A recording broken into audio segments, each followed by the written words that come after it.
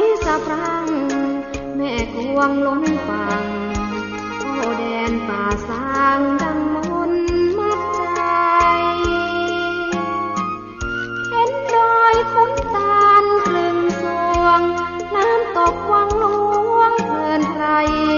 หาริมูลชัยฟังใจไม่ลืม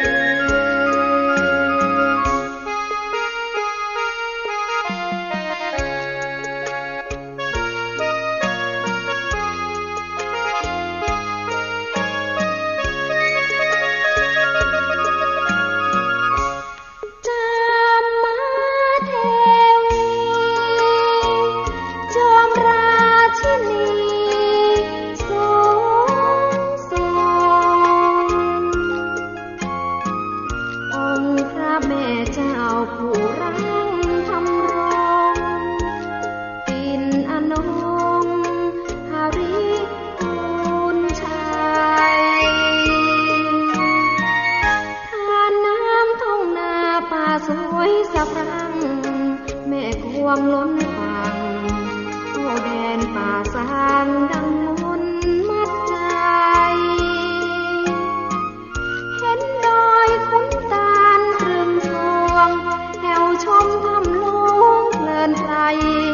หาริมูลชัยฟังใจไม่ลืม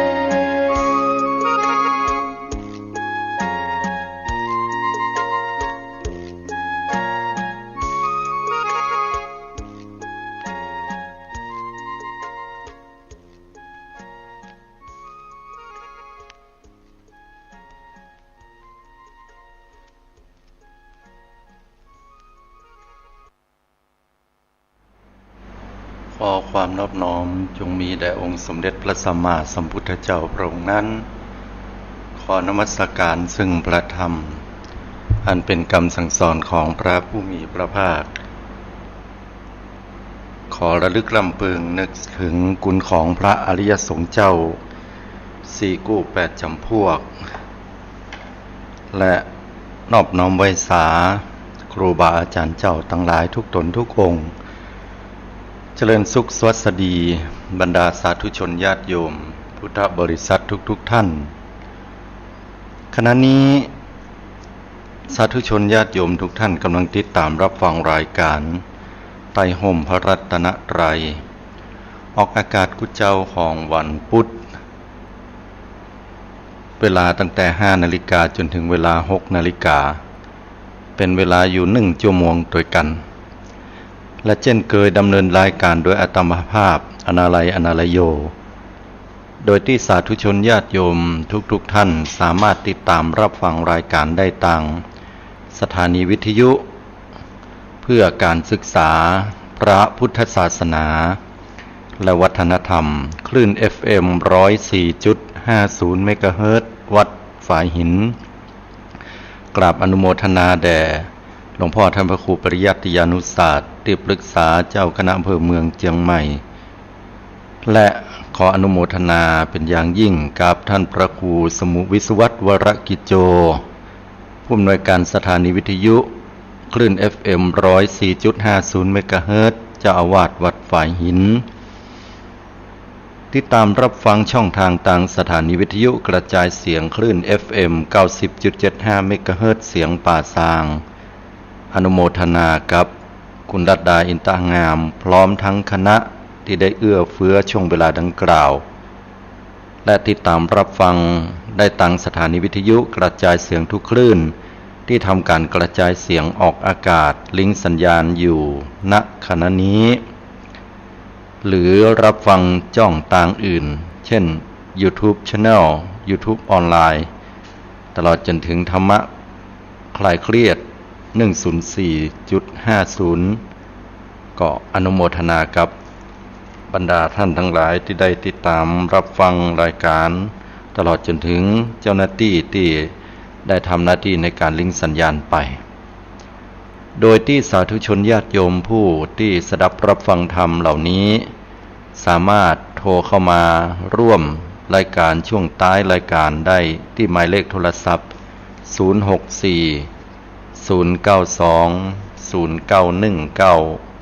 0919 064 092 0919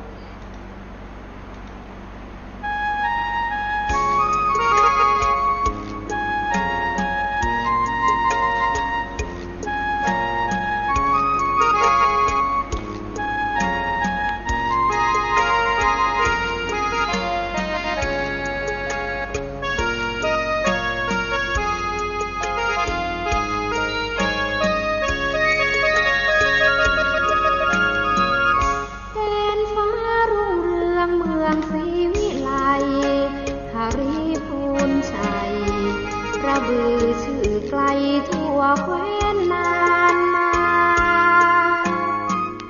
สมเป็นนครคนดีสมเป็นศักดิ์ศรีลานาสมคำชมว่าลำพูนเมืองงามองค์พระธาตุเจ้าหาริพูนชัยผู้เมืองยิ่งใหญ่พ้องชนทั่วไทยแส่สองเลือนาน้อมกล่าวเนื้อรอยพุทธบาทเหมือนทิพย์สถานแววสาธุชนญาติโยมพุทธบริษัททุกท่านองค์พระสัมมาสัมพุทธเจ้านั้นได้ทรงตรัสให้หมู่เฮาเป็นใจความไว้ว่าเพราะดูก่อนภิกษุทั้งหลายเพราะเธอและเฮาทั้งหลายนั้นบ่ฮู้ในอริยสัจทั้งสี่ประการย่อมเวียนว่ายตายเกิดอยู่ในสังสารวัฏเป็นช่วงระยะเวลาอันเนิ่นนานเพราะเธอและเฮาทั้งหลายนั้นบ่ได้ฮู้แจ้งในอริยสัจจึงเป็นเหตุเป็นปัจจัยให้เวียนว่ายตายเกิดอยู่ในสังสารวัฏเหล่านี้เป็นช่วงระยะเวลาอันเนิ่นนานโดยแท้อริยสัจทั้งสี่ประการนี้พระสัมมาสัมพุทธเจ้าพระองค์ท่านก็ได้ตรัสสอนบอกไว้ว่าถ้าหากว่าจะรู้ในหลักธรรมคำสอนหรือสิ่งใดแล้วสิ่งแรกที่ควรจะรู้ที่สุดนั่นก็ได้แก่ในเรื่องของอริยสัจทั้งสี่ประการพระองค์ท่านทรงอุปมาอุปไมยเหมือนกับบุรุษผู้ที่ถูกไฟไหม้บนศีรษะหรือบนหัวจะต้องฟั่งดับไฟที่อยู่บนหัวนั้นชั้นใดก่อนแต่ว่าการที่บุคคลจะดับไฟบนหัวนั้นก็ยังถือว่าเป็นช่วงระยะเวลาที่ยังบ่เทียมเท่ากับการที่จะต้องรู้ในอริยสัจสี่อย่างรวดเร็วนั่นคือหมายความว่าเป็นสิ่งที่เร่งด่วนที่สุดที่บรรดาคนทั้งหลายจะต้องรู้ในอริยสัจสี่เหล่านั้นที่นี้อริยสัจธรรมทั้งสี่ประการเนี่ยเป็นธรรมอันเป็นเหตุให้ถึงซึ่งความพ้นทุกข์ทั้งหลายอริยธรรมทั้งหลายเหล่านี้ล้วนแล้วแต่เป็นหลักธรรมที่พระสัมมาสัมพุทธเจ้าทรงแสดงครั้งแรกณป่าอิสิปตนมฤคทายวันแคว้นมคธและบรรดาท่านทั้งหลายไปอิสิปตนมฤคทายวันเนี่ยก็ถือว่าบรรดาศรัทธาสาธุชนจะได้ระลึกถึงเรื่องราวต่างๆที่ผ่านมานั่นก็ได้แก่ในเรื่องของการแสดงธรรมครั้งแรกซึ่งพระองค์ท่านนั้นก็ได้แสดงธรรมเกี่ยวกับธรรมจักรปวัตตนสูตรและอริยสัจสี่เหล่านี้ทรงแสดงให้ได้ยินได้ฟังและก็บรรดาภิกษุทั้งหลายหรือว่าปัญจวัคคีย์ทั้งห้านั้นก็ได้บรรลุธรรมซึ่งก็สถานที่ดังกล่าวนั้นเป็นป่าใหญ่ป่าอิสิปตนมฤคทายวันนั้นได้ตั้งอยู่ที่กรุงพาราณสีและบรรดาศรัทธาสาธุชนญาติโยมก็ได้ศึกษาธรรมเหล่านั้นมาทีนี้หลักใหญ่ใจความของธรรมเหล่านี้นั่นก็สืบเนื่องให้หันว่าพระองค์ท่านได้ให้พิจารณาธรรมอยู่สี่ประการนั่นก็ได้แก่หนึ่งเรื่องของความทุกข์จี้ให้หันทุกข์ความทุกข์ก็คือความบ่สบายกายบ่สบายใจความคับแค้นใจก็เป็นทุกข์ความที่เฮาค คุณข้องหมองใจความพิไรลำพันธ์ความโศกความบ่ถูกต้องในจิตใจหรือว่าบ่ถูกอกถูกใจต่างๆก็ล้วนแล้วแต่เป็นความทุกข์ความทุกข์อันเกิดจากการที่พัดพลากจากของฮักของชอบใจความทุกข์อันเกิดจากการที่คนเฮานั้นจะต้องสูญเสียคนฮักไปและความทุกข์ทั้งหลายถึงหมดถึงปวงนะที่เฮาประสบพบปะก็ล้วนแล้วแต่มีอุปทานขันธ์ห้าเป็นความทุกข์โดยย่อนั่นก็หมายความว่าทุกข์ถึงหมดถึงปวงนะบอกว่าทุกข์ทางกายเจ็บปวดเป็นไข้เป็นเมื่อยเป็นสิ่งเหล่านั้นเหล่านี้ก็หรือว่าทุกข์ทางอกทางใจที่มีเรื่องราวบีบคั้นจิตใจนั้นทั้งสองประการก็ล้วนแล้วแต่เกิดจากการที่เฮามีอุปทานขันธ์ห้าคือความยึดมั่นถือมั่นในจิตใจคนเฮาเนาะก็เป็นเหตุปัจจัยแห่งความทุกข์ทีนี้ความทุกข์เนี่ยศรัทธาญาติโยมทั้งหลายพระสัมมาสัมพุทธเจ้าก็ชี้หันว่านี่คือภัยใหญ่ในวัฏสงสารเป็นภัยที่เราจะต้องหูจักทุกข์เป็นสิ่งที่กำหนดหูและทุกข์เป็นสิ่งที่กำหนดละเมื่อเราหูว่าความทุกข์เนี่ยมันเป็นสิ่งที่เกิดจากการที่เรามีสาเหตุของการเกิดของมัน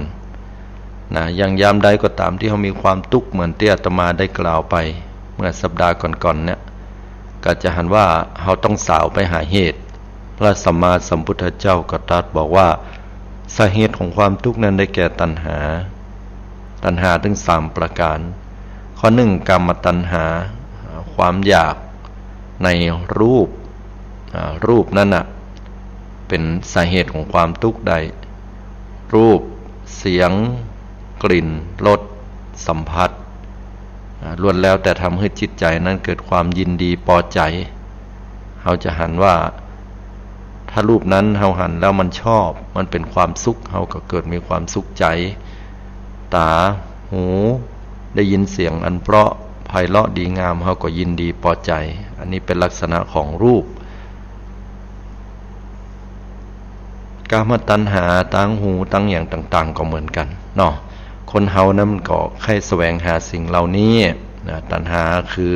ตั้งกามตั้งสิ่งที่เราได้สัมผัสแล้วมีความชอบใจยินดีพอใจก็ล้วนแล้วแต่เป็นสาเหตุของความทุกข์ได้เพราะว่าตัณหาความอยากได้เป็นนั่นเป็นนี้แสวงหาสิ่งที่อยากได้อยากมีอยากเป็นตำแหน่งพ่องยศถาบรรดาศักดิ์ที่เราได้มาอยากจะเป็นขึ้นไปในระดับต่างๆความอยากสิ่งเหล่านี้บอกว่าจะเป็นตั้งแต่ต้นๆการยอมรับในสังคมที่จริงแล้วมันเป็นพื้นฐานความต้องการทางจิตใจของคนเฮาอยู่แล้วมนุษย์ทุกคนต้องการการยอมรับในสังคมเมื่อต้องการการยอมรับในสังคมแล้วก็ต้องการการยกย่องทีนี้ยกย่องให้เป็นผู้นำเป็นหัวหน้าเป็นหัวหน้าก็ขึ้นอยู่ในตำแหน่งต่างๆตำแหน่งนั้นตำแหน่งนี้สูงขึ้นไปตามลำดับเป็นผู้อำนวยการของโรงพยาบาลของโรงเรียนหรือขององค์กรใดองค์กรหนึ่งเป็นหัวหน้างานเป็นผู้จัดการของหน่วยงานต่างๆที่เป็นของรัฐของเอกชนเป็นผู้นำด้านนั้นด้านนี้อันนี้ก็ต้องการการยอมรับแต่ว่าพระพุทธเจ้าบอกว่านี่แหละคือที่มาคือสาเหตุของความยึดมั่นถือมั่นในสิ่งเหล่านั้นรวมถึงในเรื่องของความต้องการในภพชาติการสร้างเหตุปัจจัยที่จะไปสู่ภพชาติหน้าหรือภาวะที่มีจิตใจอันต้องการความสุขแต่เพียงอย่างเดียวอารมณ์ใดที่มีความสุขอยู่ที่ไหนม่วนอยู่ที่ไหนมีความสุขอยู่ที่ไหนแล้วสบายใจเฮาก็มักจะยินดีพอใจกับสิ่งเหล่านั้นแล้วเฮาก็บ่อยากจะจากสิ่งเหล่านั้นไปอันนี้ล้วนแล้วแต่เป็นวิภาวะล้วนแล้วแต่เป็นภาวะตัณหาความอยากเป็นความอยากเป็นอยากอยู่ในสิ่งเหล่านั้นในที่นั้นๆในภพนั้นๆภพภูมิใดที่ดีงามไปเกิดสุคติภพเป็นมนุษย์ก็ดี สุขติภพเป็นเทวดาเป็นพรหมเฮาก็ต้องการอยากจะได้ไปสู่ที่ดีงามแต่ถ้าเป็นอบายภูมิเป็นนรกเปรตอสุรกายสัตว์เดรัจฉานเฮาก็บ่ค่อยไปสู่ที่ไหนก็ตามเป็นที่แห้งแล้งแล้นแค้นเขายากหมากแปลงโรคระบาดนะเฮาก็บ่ค่อยไปอยู่นะประเทศไหนที่เป็นประเทศแห่งการรบราฆ่าฟันเป็นประเทศที่ย่างเฮานั้นต้องตกทุกข์ระกำลำบากขีดเส้นจำกัดแห่งชีวิตบ่มีอิสระเสรีภาพอันนักก็เป็นเหตุเป็นปัจจัยให้เฮาบ่ต้องการพบนั้นนะหรือว่าที่อยู่เหล่านั้นนั่นเองนะที่ใดก็ตามที่เฮาต้องการจะมีความสุขไปแล้วมีอากาศดีมีเศรษฐกิจดีมีการปกครองที่เป็นระบบหรือแม้แต่อยู่แล้วมีเปื้อนมิตรแก้วสหายคำที่ดีอยู่แล้วสบายอกสบายใจสบายกายบ่มีสิ่งอื่นใดที่เป็นเหตุปัจจัยให้เฮาต้องได้รับความทุกข์เฮาก็อยากจะเป็นอยู่ในภพนั้นหรือว่าเป็นอยู่ในประเทศนั้นเป็นอยู่ในสังคมนั้นอันนี้คือเป็นภวตัณหาทั้งนั้นเลยวิภวตัณหา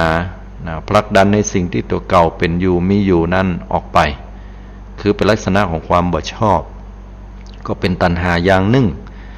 ยกตัวอย่างเช่นว่าบ่ชอบใจที่อยู่กับคนกลุ่มนี้เหล่านี้ในองค์กรเหล่านี้เวลาเนี่ยการเนี่ยงานแล้วเฮือจิตตกเฮือจิตบ่ดีก็ใครไปให้มันปนเหียอย่างนั้นอยู่ในประเทศนี้แล้วเป็นประเทศที่ยุ่งยากวุ่นวายบ่มีอากาศที่สะอาดผ่องใสมีแต่ควันมีแต่ฝุ่น PM 2.5 พ่องเป็นประเทศที่แล้นแค้นร้อนก็ร้อนอากาศบ่ดีหรือว่าเยี่ยว่าหากินก็บ่ดีเป็นประเทศที่บ่ได้เอื้อเฟื้อในเศรษฐกิจก็เป็นวิภวตัณหาอย่างหนึ่งเหมือนกันบางครั้งก็อยู่ในบางสังคมบางสังคมก็รู้สึกว่าจะมีปัญหาวุ่นวายมีอาชญากรรมมีการจิรันฟันแตงกันเกิดขึ้นเป็นสังคมที่บ่น่าอยู่บ่น่าเอื้อเฟื้อต่อกันล้วนแล้วแต่มีความเห็นแก่ตัวบ่มีศีลธรรมอย่างเนี้ยอันนี้ก็เป็นวิภวตัณหาคือต้องการอยากจะโป้นไปเหียด้วยความลำบากความคับแค้นใจความบ่ต้องการสิ่งเหล่านั้นอันนี้เป็นธรรมชาติของมนุษย์นะเป็นธรรมชาติของมนุษย์ที่เฮามาอู้กันในเรื่องของกิเลสที่อยู่ในจิตใจรวมถึงความเจ็บป่วยของมนุษย์คนเฮาเจ็บป่วยเป็นโรคนั้นโรคนี้รำคาญตัวเก่าอยากจะตายให้มันป้นไปเหียมันจะได้ต้องมาทนทุกข์ทรมานอย่างอี้วิบากล้ำเหลือก็เป็นวิภวตัณหาเนาะแม้ว่าความเจ็บปวดเหล่านั้นเขาจะเข้าใจเป็นอย่างดีว่ามันเจ็บปวดอย่างนักแต่ว่าสภาวะที่จิตใจมันถูกบีบคั้นเพิ่นก็ถือว่าเป็นวิภวตัณหาที่อยากจะโป้นออกไปซึ่งมันขาดในส่วนของสติขาดความเข้าใจซึ่งโลกธรรมว่ามันเป็นของมันอย่างนั้นที่นักปราชญ์เพิ่นบอกว่าตถาตามันเป็นเช่นนั้นเองคนเฮาก็เอาความรู้สึกเหล่านี้เข้าไปใส่ทีนี้สภาวะที่มันเกิดขึ้นความทุกข์ตึงมวลมันเกิดขึ้นด้วยตัณหาคือความอยากคือกามตัณหาภวตัณหาและวิภวตัณหา3ประการนี้พระสัมมาสัมพุทธเจ้าก็ทรงได้ตรัสในเรื่องของเป้าหมายหรือว่าสิ่งที่เรียกว่านิโรธคือความดับซึ่งความทุกข์ตึงมดตึงมวลเหล่านั้นอันก็ได้แก่ในเรื่องของการที่เราเข้าใจและก็ทำให้ความบ่ยึดมั่นถือมั่นในขันธ์ห้าอุปทานขันธ์ห้าที่ว่าเป็นสาเหตุของทุกข์โดยย่อเนี่ยถ้าเราทำตัวนี้ได้นะก็ความยึดมั่นถือมั่นในขันธ์ห้านั้นบ่มีขันธ์ห้าก็คือรูปเวทนาสัญญาสังขารวิญญาณอย่างที่เคยอธิบายหรือว่ากายกับจิตเนี่ยถ้าเราหลงว่ากายกับจิตเนี่ยมันมายึดติดว่าเป็นเฮาเป็นของเฮาแล้วนะมันก็จะยึดติดกายกับจิตอื่นว่าเป็นของเฮาเป็นตัวตนของเฮาเป็นสิ่งที่เฮาจะต้องยึดเข้าแล้วมันก็เป็นสาเหตุทุกข์ยกตัวอย่างเมื่อเฮาฮักตัวเก่านะเฮาฮู้ว่าเฮาฮู้สมมุติว่ากายกับจิตเนี่ยเป็นเฮาแล้วเฮาก็จะไปยึดคนอื่นว่าคนคนนั้นเป็นแฟนเฮา ไปยึดว่านั้นเป็นพ่อเป็นแม่ไปยึดว่านั้นเป็นลูกเป็นเต้าไปยึดว่านั้นเป็นลูกน้องเฮาต้องสั่งได้ไปยึดว่านั้นเป็นเจ้านายเฮาบ่ชอบไปยึดว่าอันนั้นเป็นศัตรูหมู่อาฆาตที่เขาจะต้องมาฮื้อโทษเฮาก็บ่ชอบยึดมั่นว่านั้นเป็นเปื้อนมิตรแก้วสหายคำของเฮาจะต้องฮักยึดมั่นถือมั่นว่าสิ่งของเหล่านี้เป็นสิ่งของเฮานะเฮาซื้อมาเมื่อปีที่แล้วรถกันเนี่ยรถกันงามรถเก่งกันงามก็เป็นของเฮาเพราะว่าเฮาซื้อด้วยน้ำพักน้ำแหงเฮาอุตส่าห์ว่าบ่ผ่อนนะบ่ได้วางดาวอันใดยึดมั่นถือมั่นว่าบ้านหลังเนี้ยเฮากำลังส่งธกส.เปิ้นอยู่ก็ต้องเป็นของเฮากะเพราะว่าเฮาสร้างเฮาแปลงเอาเงินนั่นมายึดมั่นถือมั่นว่าโอ้อันเนี้ยเฮาเป็นพ่อนะเป็นแม่เขานะเฮาต้องสั่งลูกได้ลูกต้องอยู่ถ้อยฟังกรรมยึดมั่นถือมั่นว่าเป็นลูกอีพ่ออีแม่บ่เคยเข้าใจเฮาเลยอย่างนี้นะเพราะความยึดมั่นถือมั่นเหล่านี้ญาติโยมทั้งหลายมันก็เลยเป็นเหตุเป็นปัจจัยในความเป็นตัวตนเมื่อเฮาคลายความเป็นตัวตนพิจารณาให้ท่องแท้ให้เข้าใจอย่างชัดเจนแล้วว่าตอนที่เฮาเกิดมาแรกเริ่มเดิมทีจากท้องแม่เฮาไม่ได้กำมือแฟนเฮามารู้เฮามาคนเดียวนะผ้าครัวที่บอกว่าอันนี้ชุดของเฮาซื้อผ้าผืนนี้ซื้อเตลผืนนี้เฮาก็บ่ได้เอามาโตยเอามาเสาะหายามที่เฮาใหญ่แล้วเฮาบอกว่านี่คือลูกเต้าเหล่าหลานพ่อแม่นี่คือคน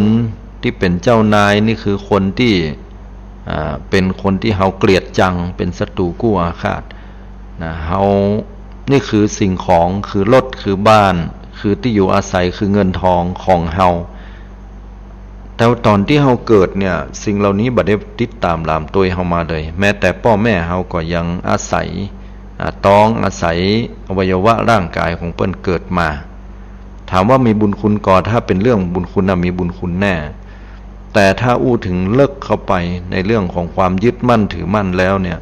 นี่แหละเป็นอุปทานของความทุกข์ทั้งมวลทุกข์บ่ทุกข์ก็พอตอนที่พ่อแม่ป่วยเฮาก็มีความทุกข์ใจใครคือปัญหาทุกข์บ่ทุกข์ก็ยามที่ลูกบ่ได้อยู่ถ้อยฟังกรรมเฮาก็เป็นความทุกข์อกทุกข์ใจเนาะลูกเต้ามาเรียกร้องให้พ่อเนี่ยนั้นเนี่ยนี้ให้แม่ทำแบบนั้นแบบนี้เฮาก็รู้สึกว่าอึดอัดใจบ่เป็นไปได้ดังใจเขาในยามที่เฮาเฒ่าแก่ชราอย่างเนี้ยทุกข์เกิดจากการที่เฮายึดสังขารร่างกายตัวเก่าเฮาต้องการว่าเฮาจะเป็นหนุ่มเป็นสาวอยู่ตลอดผมที่งอกเฮาก็ยอมเฮาเขี้ยวที่รอนเฮาก็เสาะหาเขี้ยวปลอมเข้ามาใส่ปกปิดสิ่งต่างๆเพียรพยายามจะให้มันหันให้มันอยู่ในสภาวะเดิมๆตลอดเหล่านี้ก็ล้วนแล้วแต่เป็นความทุกข์ทั้งนั้นเมื่อเฮาสละวางความยึดมั่นถือมั่นต่างๆได้คือความยึดมั่นถือมั่นถึงกายถึงใจเหล่านี้ความหลุดพ้นเหล่านี้จากขันธ์ห้าความเป็นตัวเป็นตนเฮาก็จะบ่ยึดติดบ่พอใจแต่เฮาก็ยังทำหน้าที่ของความเป็นมนุษย์คนหนึ่งที่เฮาสมมุติให้เป็นพ่อสมมุติให้เป็นแม่สมมุติให้เป็นลูกเป็นญาติเป็นพี่เป็นน้องต่างๆถ้าสมมุติเป็นว่าเฮาเป็นลูกเฮาก็ทำหน้าที่ของลูกให้ดีที่สุดก่อนจะลาลับจากโลกนี้ไปเป็นพ่อเป็นแม่ก็ทำหน้าที่พ่อแม่ให้ดีที่สุดก่อนจะลาลับไปเป็นศัตรูกู้อาฆาตก็เพียรพยายามจะให้อภัยกันนักที่สุดแล้วก็ให้อภัยก่อนที่เฮาจะหมดลมหายใจไปเป็นสิ่งที่เฮาเป็นเจ้าของบ้านเป็นเจ้าของรถเป็นเจ้าของที่ต่างๆก็ดูแลบริหารให้มันดีพอก่อนตอนที่เฮาตายไปเฮาก็ปลงวางบ่ยึดมั่นถือมั่นสิ่งเหล่านี้เข้าใจอย่างแจ่มชัดแจ่มแจ้งอันนี้แหละคือการวางขันธ์ห้าลงอย่างเข้าใจท่องแท้บ่มีความยินดีพบชาติอื่นใดแล้วก็มีหนทางแห่งการดับทุกข์8ประการที่พุทธเจ้าว่าเส้นทางแห่งการดับทุกข์ได้แก่อริยมรรคมีองค์8ประการตั้งแต่สมาธิความหันถูกต้องตามทำนองครองธรรมความหันแจ้งหูแจ้งก็ไปสอดคล้องกับกรรมของพระสัมมาสัมพุทธเจ้าที่ว่าเพราะเธอและเฮา บ่ฮู้ในอริยสัจสี่จึงเป็นเหตุเวียนว่ายตายเกิดนังนี้สังสารวัฏนี้เป็นเวลาอันช้านานนั่นก็แสดงว่าพุทธเจ้าบอกว่าจะฮู้อย่างดีที่สุดก็คือฮู้อริยสัจสี่นี่แหละถูกต้องเข้าใจทุกสมุทัยนิโรธมรรคแล้วข้อที่สองนั้นสัมมาสังกัปปะนั่นก็คือการที่เรามีความคิดที่จะออกจากกรรมคุณนะเพราะเป็นสาเหตุของความยึดไว้นะเป็นสาเหตุของความยึดมั่นถือมั่นต่างๆกรรมคุณตั้งห้าตั้งตาตั้งหูดังตั้งลิ้นนะยึดความเป็นกามนี่ออกแล้วก็บ่มีความยึดมั่นถือมั่นสิ่งเหล่านี้ความดำริคิดที่จะแบบพยาบาทแบบเบียดเบียนไผนะความพยาบาทความเบียดเบียนก็เป็นเหตุเป็นปัจจัยของการยึดภพชาติความทุกข์ต่างๆสามสัมมาสังกัปปะความ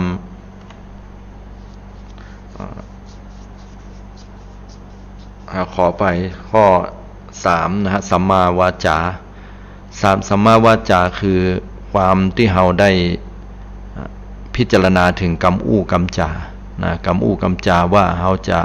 เว้นจากวจีทุจริต4ประการนั่นก็ได้แก่การบ่อู้กรรมจุร้ายหลอกลวงกรรมอู้ส่อเสียดยุยงให้เปิ้นได้แตกจากกัน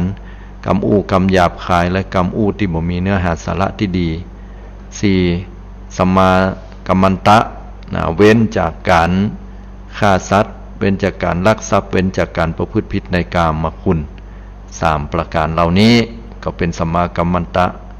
สัมมาอาชีวะเลี้ยงชีวิตในทางที่ชอบก็เปิ้นให้เฮาเว้นจากการค้ามนุษย์เว้นจากการค้าขายยาพิษเว้นจากการค้าขายสัตว์อันเป็นเพื่อฆ่าสำหรับมาเป็นอาหารเว้นจากการค้าขายในสิ่งที่ก่อให้เกิดการเบียดเบียนซึ่งกันและกันนะเว้นจากการค้าขายอย่างอาวุธสัตว์อาวุธอย่างต่างๆนะเว้นจากการจะขายสิ่งอันเป็นเหตุปัจจัยแห่งมิจฉาวณิชชาเหล่านี้แล้วก็ต่อมาก็เป็นสัมมาวายามะเพียรพยายามในที่4สถานเพียรพยายามเพื่อที่จะละอกุศลคือบาปกรรมออกจากจิตใจเมื่อละได้แล้วก็ระวังบาปอกุศลนั้นจะเกิดขึ้นในจิตใจแล้วก็ที่สำคัญก็คือเพียรที่จะอันไหนก็ตามที่เป็นกุศลเป็นความดีงามก็จะต้องให้เกิดขึ้นในจิตใจแล้วก็ระมัดระวังจิตใจบ่ให้เกิดบ่ให้กุศลธรรมที่เกิดขึ้นแล้วนี่เสื่อมไปข้อนี้ก็คือการที่เราพยายามอย่างที่มันบดีเหมือนภาษิตของคนเหนือว่าน้ำขุ่นออกไปน้ำใสเข้ามาอันนี้4ประการสัมมาวายามะสัมมาสติเจริญสติปัฏฐานทั้ง4นะก็คือกายเวทนาจิตธรรมหรือมาหู้ในลมหายใจนะการกำหนดหูลมหายใจเข้าหายใจออกหายใจเข้าหายใจออกนี่เป็นกายอันหนึ่งนะในกายทั้งหลายหายใจเข้าก็กายอันเป็นไปภายในหายใจออกก็กายอันเป็นไปภายนอกอันนี้ก็สงเคราะห์เข้าในกายานุปัสสนาสติปัฏฐานโดยการกำหนดลมหายใจเข้าออกในเปิ้นฮ้องว่าอานาปานสติแล้วก็แห่งประการหนึ่งนั้นก็คือการที่เราเจริญในฌานทั้ง4คือรูปฌานทั้ง4ได้แก่ปฐมฌานชั้นที่1ทุติยฌานชั้นที่2ตติยฌานชั้นที่3และจตุตถฌานชั้นที่4การเจริญสมาธิให้ตั้งมั่นถึง4ฌานเหล่านี้ก็ล้วนแล้วแต่เป็นเครื่องระงับเสียซึ่งกามราคะนะเพราะว่าเมื่อระงับได้แล้วเนี่ยจิตมันก็ตั้งมั่นเมื่อจิตตั้งมั่นแล้วก็เป็นเหตุปัจจัยให้หันความเกิดดับสิ่งต่างๆได้ง่ายอุปมาเหมือนกับน้ำนะเมื่อน้ำนิ่งตัวใดเขาก็สามารถจะหันตัวปลาคนมีจิตใจนิ่งตัวใดก็สามารถจะหันทุกสิ่งทุกอย่างที่เปลี่ยนแปลงไปรอบข้างเขายังเข้าใจได้อย่างท่องแท้อันนี้ก็ได้กล่าวให้ศรัทธาญาติโยมได้รับฟังกันโดยย่อให้ศรัทธาญาติโยมว่าถ้าเราจะเดินเข้าไปสู่หนทางแห่งคว ความพ้นทุกข์แห่งความบ่เวียนว่ายตายเกิดเหล่านี้ก็ล้วนแล้วแต่ต้องปฏิบัติตามมรรคหนทางแห่งอริยมรรคถึง8ประการเหล่านี้อันเป็นเหตุเป็นปัจจัยให้คนนั้นได้พ้นจากทุกข์ได้พ้นจากความยากความลำบากต่างๆพ้นจากภัยวันในวัฏสงสารเหล่านี้ก็ว่าไปว่ามาแล้วแต่ละข้อละข้อนั้นก็คงจะบ่เกินกว่าวิสัยที่เฮาจะปฏิบัติกันได้เพราะว่าพุทธเจ้านั้นได้ชี้หนทางเหล่านี้ว่าเป็นทางสายกลางที่มันบ่เบียดเบียนหรือว่าทำให้จิตใจของเขานั้นขุ่นมัวนักแล้วก็บ่เป็นการปล่อยให้จิตใจนั้นได้เสพกับสิ่งต่างๆคุกคลีคุกเคล้ากับสิ่งที่มันเป็นของสกปรกคืออาสวะกิเลสเหล่านั้นก็เมื่อเราได้ปฏิบัติอย่างนี้ศรัทธาญาติโยมทั้งหลายโดยมรรค8แล้วก็เป็นหนทางแห่งการพ้นทุกข์ได้นั่นก็ศรัทธาญาติโยมเมื่อเรารักษาศีลอยู่อย่างเงี้ยสมมติว่าเรารักศีลแล้วเรารักษาศีล5อยู่เนี่ยศีล5ข้อนั้นมันมีอย่างมันก็มีเว้นจากการฆ่าสัตว์ลักทรัพย์ประพฤติผิดในกามมันก็เป็นส่วนหนึ่งละเป็นเรื่องของศีลละศีลสิกขาในมรรค8เพราะว่ามรรค8เนี่ยเพิ่น2ข้อแรกก็คือสัมมาทิฏฐิกับสัมมาสังกัปปะนี่ก็เป็นปัญญาสิกขาถ้าเพิ่นพุทธเจ้าเพิ่นแยกเป็นปัญญาสิกขาแล้วทีนี้ข้อที่3 4 5สัมมาวาจาสัมมากัมมันตะสัมมาอาชีวะอันนี้ก็เป็นเรื่องของศีลสิกขาสัมมาวายามะสัมมาสติสัมมาสมาธินี่ก็เป็นส่วนของจิตตสิกขาเพราะฉะนั้นก็แยกออกอีใดนั่นก็แสดงหันว่าเมื่อใดก็ตามที่เฮามีสัมมาวาจาเว้นจากการบรรจุล่ายหลอกลวงคนอื่นบ่อู้ยุยงให้เปิ้นแตกจากกันบ่อู้กำให้ด่าทอโดยกำหยาบคายกำหยาบคายด่าต่อผู้อื่นบ่อู้กำอู้ที่มันเพ้อเจ้อไร้สาระบ่มีประโยชน์อันนี้ก็ล้วนแล้วแต่เป็นเหตุปัจจัยของการที่เฮาได้บำเพ็ญซึ่งมรรค8อยู่แล้วเนาะแล้วก็แห่งอย่างหนึ่งก็คือการที่เฮาเว้นจากการค้าขายในสิ่งที่บ่เหมาะบ่ควรบ่ว่าจะเป็นค้าขายมนุษย์ก็ดีบ่ว่าจะเป็นการค้าขายน้ำเมาบ่ว่าจะเป็นการค้าขายยาพิษเป็นการค้าขายสัตว์เลี้ยงเพื่อที่จะฆ่าไปทำเป็นอาหารก็สิ่งเหล่านี้เป็นการค้าขายที่เรียกว่าเป็นการเบียดเบียนผู้อื่นพุทธเจ้าก็ให้เฮานั้นเว้นไปเหียก็เป็นมรรค8หนทางอยู่เนี่ยอันนี้ก็เป็นลักษณะแบบเนี้ยก็ถ้าพิจารณาพอแล้วมันก็บ่ยากอะไรหยังที่เฮาจะก้อยปรับจิตปรับใจของเฮาเข้ามารวมถึงว่าก้อยพัฒนาตัวเก่าในเรื่องศีลขึ้นมาก็เข้าสู่สมาธิความเพียรพยายามละอย่างที่มันเป็นสิ่งที่บ่ดีตั้งจิตตั้งใจออกไปแล้วก็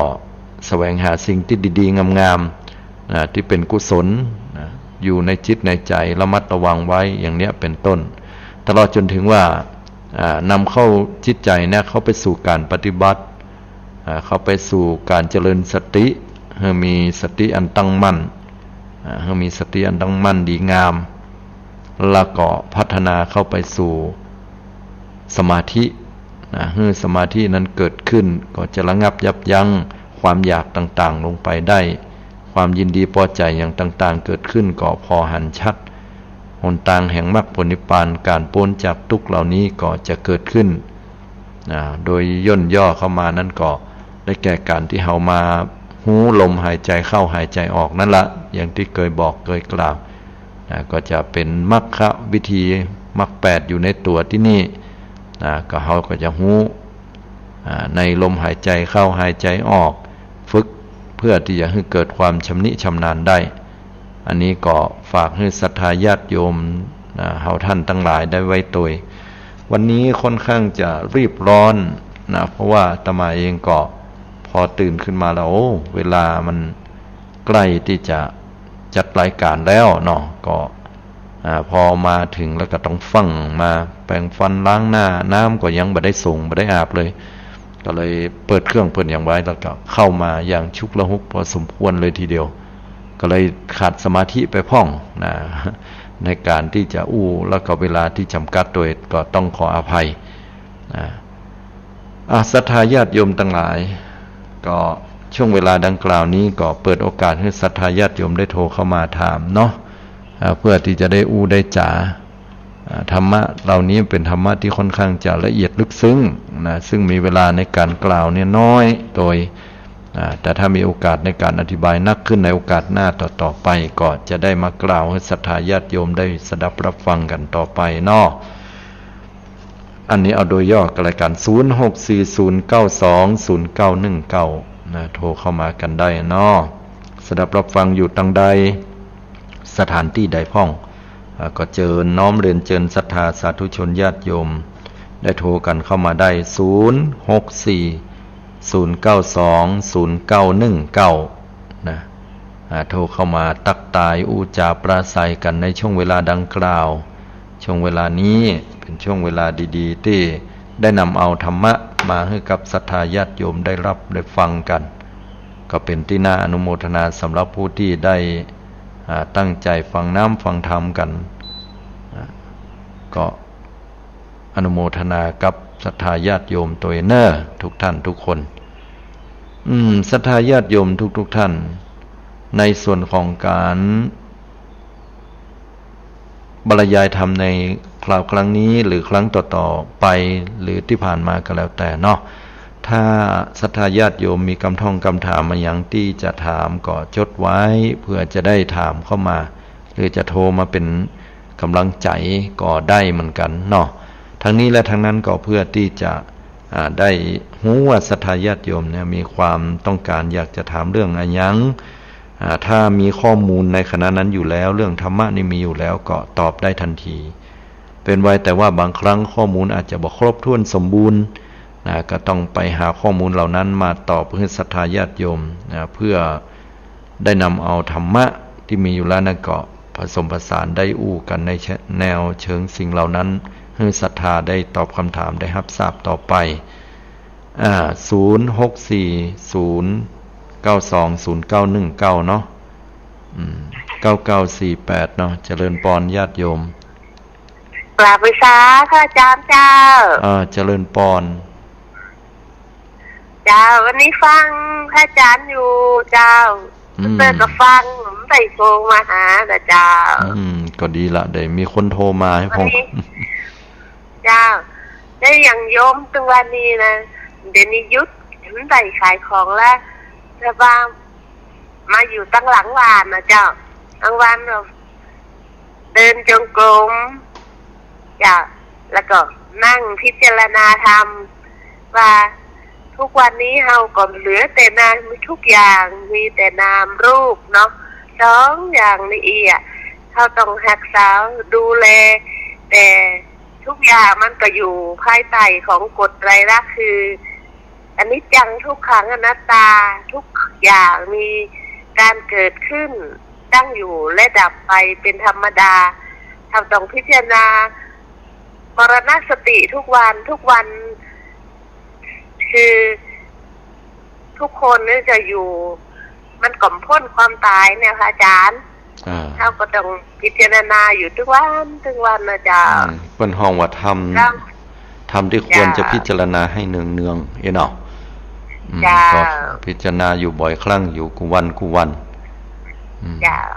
ก็เป็นการพิจารณาที่ถูกต้องนะอนุโมทนาโดยที่ได้โทรกันเข้ามานะฝุ่นตกก่อนทั้งปุ่นน่ะตะวันตกเจ้าตกจ้ะตะวันนี่ตกนะแล้วแมลงนี่ก็แดดแถมอยู่ตกประมาณสัก3 โมงนี่ก็ตกละเจ้าแล้วก็ยุดไปแล้วก็แดดแดงเป่งออกมาเห็นละเจ้านั่นน่ะมันก็เป็นอนิจจังอย่างที่โยมว่านั่นน่ะพิจารณามันเนาะแล้วก็เวลาตอนวันที่เก่าเมื่อคืนก็ไปวัดพระพุทธบาทตักผ้าไปนอนคืนหนึ่งแล้วก็วันที่10ก็รวมทำบุญกับเพิ่นอนุโมทนาดีละเนอแล้วพระอาจารย์ไปอันนี้จังพอให้พระอาจารย์ทันเลย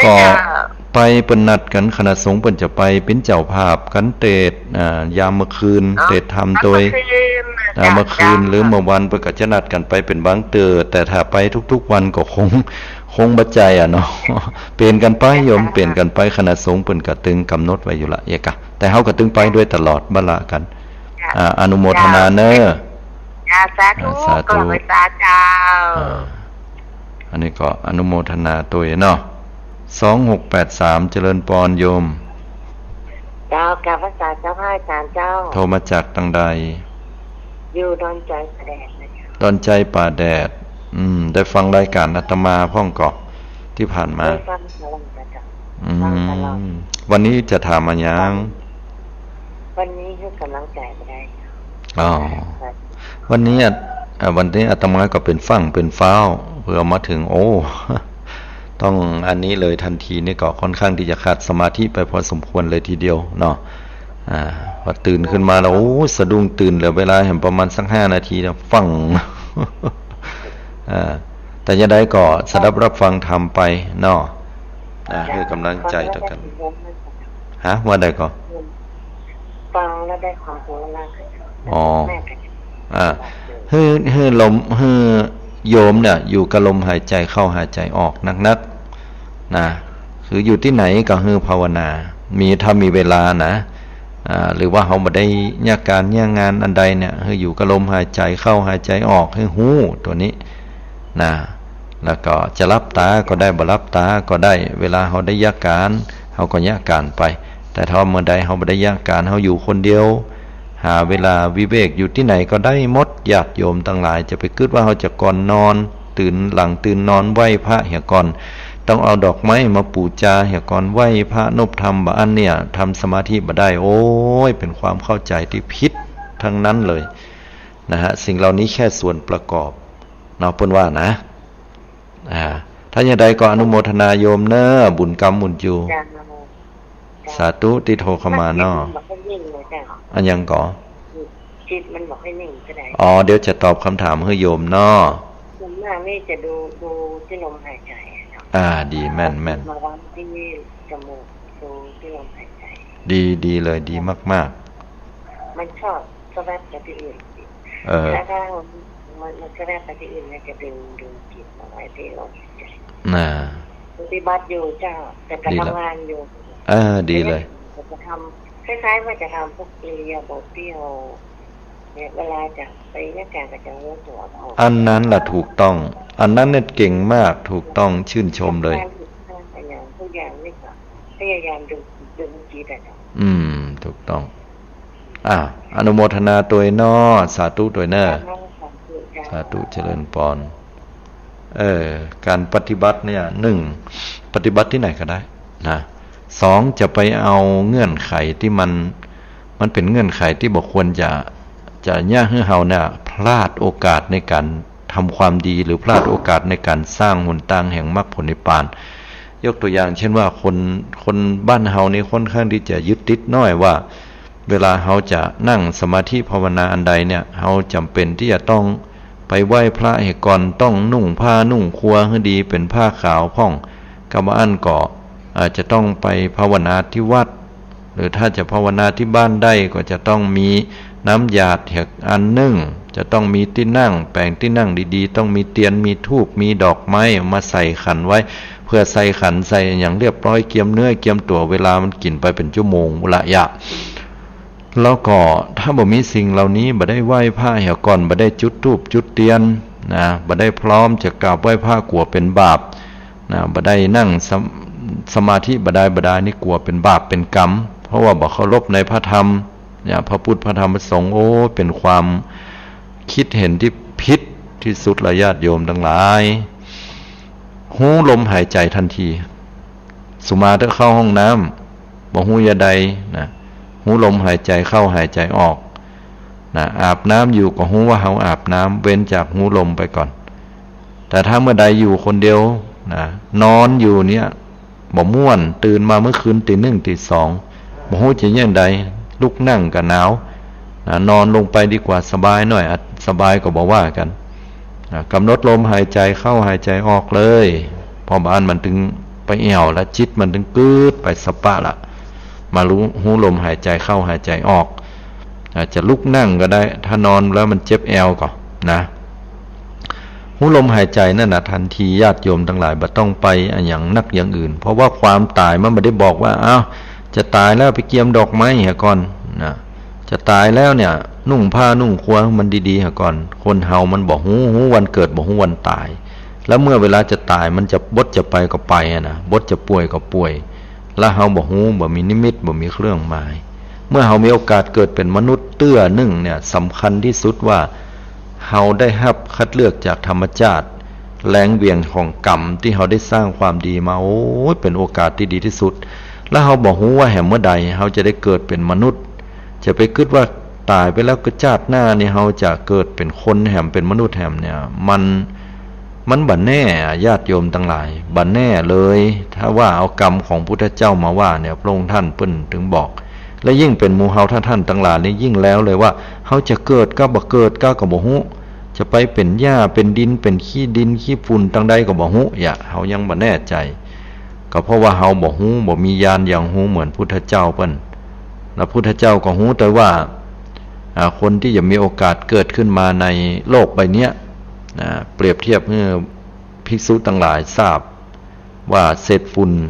เศษผงขี้ดินต่างๆที่อยู่ปลายเท้าของพระองค์ท่านที่พระพุทธองค์ใจปลายเท้าเนี่ยเขี่ยขึ้นมากับแผ่นดินถึงมหาปฐพีถึงมดเนี่ยฝุ่นผงที่อยู่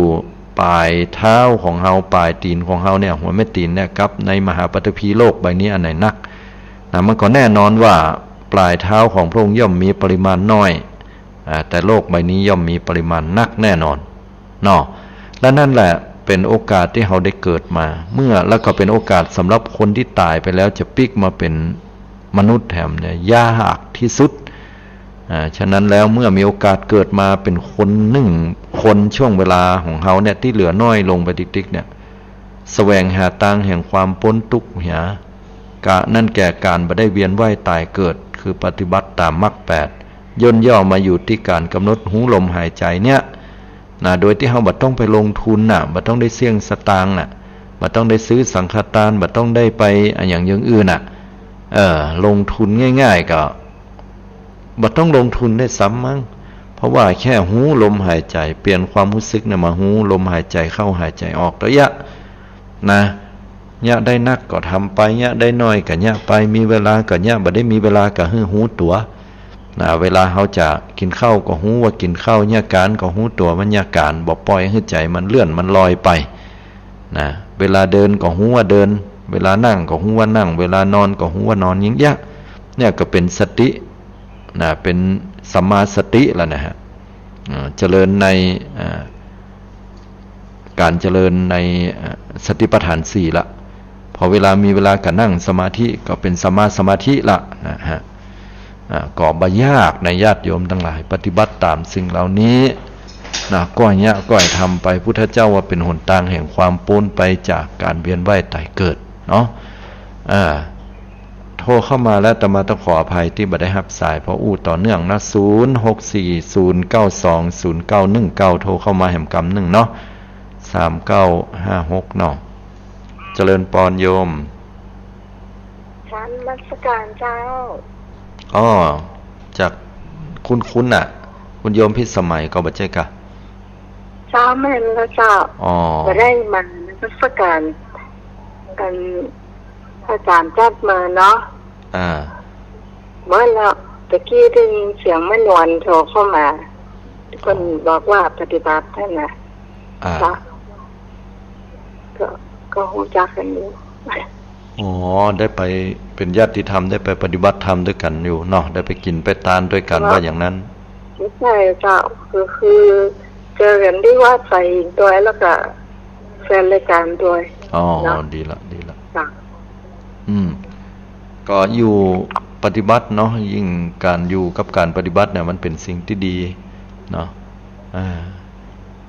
ได้ใช้เวลาที่มีกล้าของเฮานะทำให้มันดีที่สุดในช่วงเวลาที่เหลือของเฮาเนาะ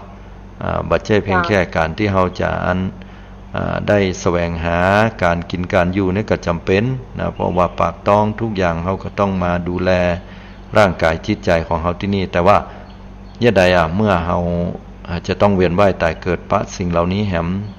โดยแม้แต่พบปัจจุบันเนี่ยเขาก็เป็นทุกข์นะทุกข์จากการที่เขาต้องดูแลร่างกายต้องป้อนข้าวป้อนน้ำต้องดูแลพอก้อยประคบประงมยามเป็นไข้เป็นเมื่อยก็ต้องไปหาหมอ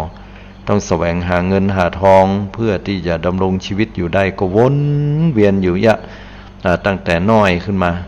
น้อยก็หาความรู้ก่อนเพื่อจะได้หาทรัพย์เนาะพอเป็นวัยรุ่นขึ้นมาก็ยังแบมือขอตังค์พ่อแม่อยู่แต่พอใหญ่ขึ้นใหญ่หน้ากาบานมีครอบมีครัวต้องเก็บเงินเก็บทองจนกระทั่งพุ่นเฒ่าชราแก่ชรามาแล้วเขาก็ตายลงไปก็ตึกมาเยอะชีวิตคนเฮามันก็วนอยู่มาเยอะนะพอเกิดมาธรรมชาติก็จะเป็นอย่างเงี้ยแล้วเกิดมาจนบ่ฮู้จะกี่ภพกี่ชาติอย่าใดเฮาจะพ้นจากสังสารวัฏนี้ไปได้ก็ด้วยการปฏิบัติตามมรรค8พุทธเจ้าเพิ่นได้ตรัสสอนให้หมู่เฮาละแล้วโอกาสที่เฮาจะได้ฟังธรรมเหล่านี้แบบนี้เนี่ยมันเป็นของที่ยากยิ่งที่สุดในสังสารวัฏเนี่ยการจะมาตรัสรู้ของพุทธเจ้าการที่เฮาจะได้สดับรับฟังการที่เฮาจะได้เกิดมาเป็นมนุษย์เนี่ยเป็นของยากเนาะเจ้า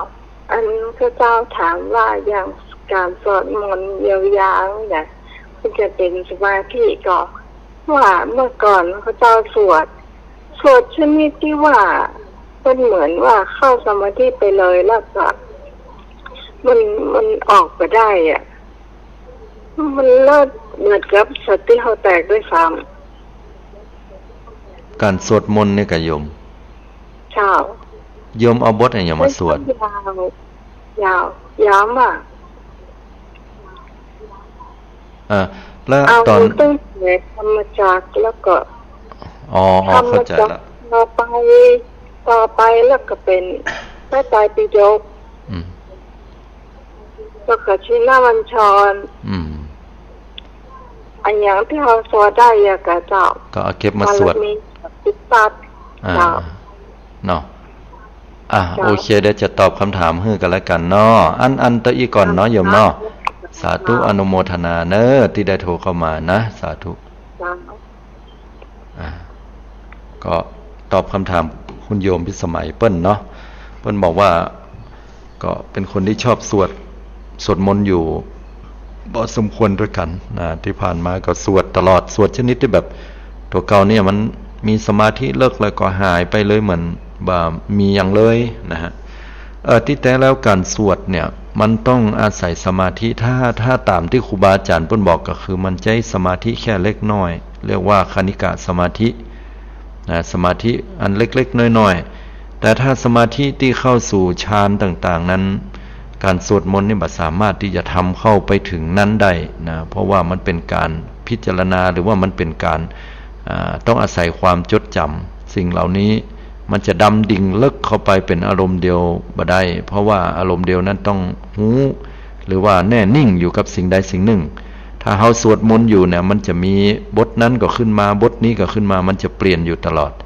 มันจะใจสมาธิอยู่บ่นักเท่าใดแต่ถ้าสมาธิแต่ถ้าสงบก่อนนี่มันถึงสงบแต่ช่วยได้อยู่ในระดับหนึ่งแต่การสวดมนต์เหล่านั้นเนี่ยจะให้ดีที่สุดเนาะอาตมาก็แนะนำเหมือนกันว่าบทใดก็ได้นะมันเนี่ยให้เขาเนี่ยมีสมาธิอยู่ละบอกว่าจะเป็นชินบัญชรบอกว่าจะเป็นบทใดก็สวดได้หมดเลยแต่ถ้าจะให้ดีเนี่ยเราควรจะมาจดจำบทของพระพุทธเจ้าคำสอนพุทธเจ้าแต่นะบอกว่าจะเป็นบทที่เปิ้นเป็นบาลีหรือว่าบทที่เปิ้นแปลมาถ้าแปลมายิ่งดีเรากำหนดจดจำบทที่แปลมาแล้วเนี่ยมันจะสอนใจเราได้ด้วยถ้าว่าบ่มีการแปลเป็นภาษาบาลีบ่ได้เราก็บ่มีความรู้ในเรื่องเหล่านั้นเนาะมันมีแค่ศรัทธาแต่ปัญญาเราบ่เกิดแต่ถ้าหากว่าเรารู้ความหมายโดยว่าแปลว่าหยังนะเพราะสิ่งนี้มีสิ่งนี้จึงมีนะเพราะสิ่งนี้ไม่มีสิ่งนี้จึงไม่มีนะสมมติเราท่องปฏิจจสมุปบาทเพราะสิ่งนี้มีสิ่งนี้จึงมีเพราะว่ามีพ่อแม่นะจึงมีตัวเราคือลูกสมมุติขึ้นละเป็นลูกละก็เกิดความยึดมั่นถือมั่นว่าเป็นพ่อเป็นแม่เป็นลูกละเพราะสิ่งนี้มีสิ่งนี้จึงมีนะเพราะว่ามี คำว่าอาจารย์ก็ต้องมีคำว่าศิษย์ละศิษย์กับอาจารย์ก็อาศัยกันเกิดนะเพราะมีสิ่งนี้มีสิ่งนี้จึงมีนะเพราะมีไอ้นั่นนะครับศัตรูกู้อาฆาตก็มีคนที่จองเว้นกันนะเพราะสิ่งนี้ดับสิ่งนี้จึงดับเมื่อศัตรูกู้อาฆาตให้อภัยเป็นอภัยทานกันไปบ่ถือโทษโกรธหยังก็ดับหายกันไปคำว่าเป็นศัตรูกู้อาฆาตก็หายกันไปอย่างเนี้ยเพราะว่าอย่างเกิดสิ่งนั้นดับสิ่งนี้เกิดสิ่งนี้ดับก็สลับกันไปถ้าเฮาท่องอย่างนี้มันก็หูความหมายว่าอันไหนพ้องอย่างใดนะถ้าแปลแล้วเนี่ยจะหูความหมายตัวอันนี้ก็แนะนำเหมือนกันได้ถึงสมาธิไปในตัวแล้วก็ได้ปัญญานะหูไปในตัวอีเนาะแต่ทั้งนี้และทั้งนั้นก็ขอฝากให้ได้เจริญอานาปานสติหูลมหายใจเข้าหายใจออกอันนี้จะช่วยได้ทุกๆอย่างเลยทีเดียวเนาะก็ขออนุโมทนาตัวกับผู้ที่ได้โทรเข้ามาร่วมในรายการเนาะก็คงมาในช่วงของท้ายรายการละนะที่ได้นำเอารายการได้เข้ามามาจาศรัทธาญาติโยมซึ่งวันนี้นั้นความพร้อมก็ค่อนข้างที่จะชุกละหุกพอสมควรอันไหนที่กล่าวได้ผิดพลาดไปก็ต้องขอสมาอภัยทางครูบาอาจารย์ไว้ณโอกาสนี้นะครับแล้วก็ศรัทธาญาติโยมก็จะได้ติดตามรับฟังรายการกันต่อไปในโอกาสต่อไปยังมีโทรศัพท์เข้ามาอยู่ดับไปละเนาะก็บ่เป็นยังเดี๋ยวโอกาสหน้าก็จะได้มาสดับรับฟังธรรมกันต่อไปเนาะที่สุดนี้อาตมาภาพก็ขอคุณของพระรัตนตรัยคือพระพุทธเจ้าพระธรรมพระสงฆ์ได้เข้ามาปกปักรักษาศรัทธาสาธุชนญาติโยมพุทธบริษัททุกท่านให้ได้มีความสุขให้ได้มีความเจริญถึงต่างโลกและต่างธรรมให้ได้ปฏิบัติตามศีลธรรมคำสอนของพระสัมมาสัมพุทธเจ้าอยู่กับปัจจุบันอารมณ์ขอทุกท่านนั้นได้พ้นจากความทุกข์ความโศกพ้นจากสังสารวัฏความเกิดแก่เจ็บตายอันมีทุกข์เป็นภัยใหญ่ในวัฏสงสารเหล่านี้ทุกท่านทุกคนขอทุกท่านนั้นได้ดำรงชีวิตปัจจุบันด้วยความบ่ประมาทขาดสติตามน้ำธรรมคำสอนของพระองค์ที่ได้สั่งไว้ก่อนปรินิพพานทุกท่านได้เจริญด้วยอายุวันนะสุขภละให้ได้ดวงตาหันธรรมถึงฝั่งมรรคผลนิพพานโดยเร็วพลันทุกท่านทุกคนด้วยเทอญ